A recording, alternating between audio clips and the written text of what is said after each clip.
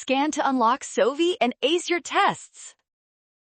Government spending shifts loanable funds, and this question turns on the interest rate change. Watch this, because one market move tells you the likely result. The graph shows an increase in government spending, which raises demand for loanable funds and pushes the real interest rate up. That rise is the clue, so stay with it. According to Crowding Out, when government borrowing drives the real interest rate higher, private borrowers face costlier funds.